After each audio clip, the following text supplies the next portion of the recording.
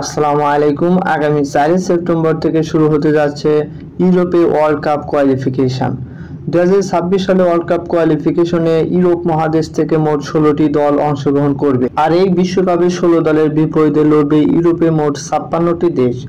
আজ আপনাদের সামনে আমি কথা বলবো জার্মানির এই ওয়ার্ল্ড কাপ কোয়ালিফিকেশন নিয়ে।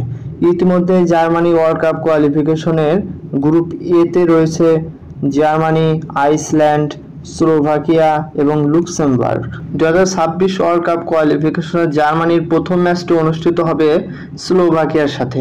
স্লোভাকিয়া এখন পর্যন্ত জার্মানির সাথে 5 বার মুখোমুখি হয়েছে, যার মধ্যে জার্মানি 3 বার জয়লাভ করেছে এবং স্লোভাকিয়া 2 বার জয়লাভ করেছে। তাহলে বোঝাই যাচ্ছে স্লোভাকিয়া মোটামুটি একটি ভালো পজিশনে আছে। আর সেপ্টেম্বর মাসের দ্বিতীয় ম্যাচটি অনুষ্ঠিত হবে 7 সেপ্টেম্বর রাত 12:45 আইসল্যান্ডের সাথে।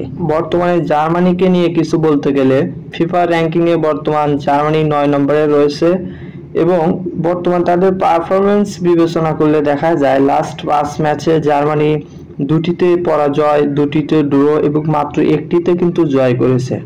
এবং 2টিতে যে হেরেছে 2টিতেই বিগ টিমের সাথে হেরেছে। একটি হচ্ছে পর্তুগাল আর একটি হচ্ছে ফ্রান্স।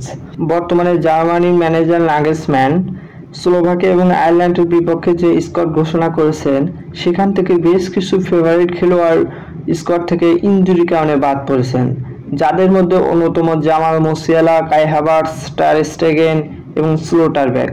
কারণ দীর্ঘদিন ধরে জার্মানি তাদের এই ইনজুরির কারণে তাদের কাঙ্ক্ষিত লক্ষ্যে পৌঁছাতে পারছে না।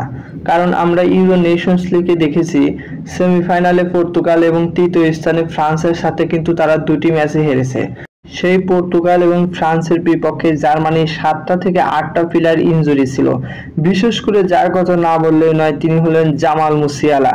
জামাল মুসিয়ালাকে এই মুহূর্তে জার্মানির অন্যতম খেলোয়াড় হিসেবে বিবেচনা করা হয়। সেই সাথে আর্সেনালের স্ট্রাইকার কাই হাভার্টস, বার্সেলোনার গোলকিপার স্টেগেন এবং ডর্টমুন্ডের ডিফেন্ডার স্লোটারব্যাক যদি জার্মানি স্কোয়াডে ফিরে আসে তাহলে জার্মানি স্কোয়াডটা অনেকটা শক্তিশালী হবে বলে আমি আশা করি। ধন্যবাদ সবাইকে।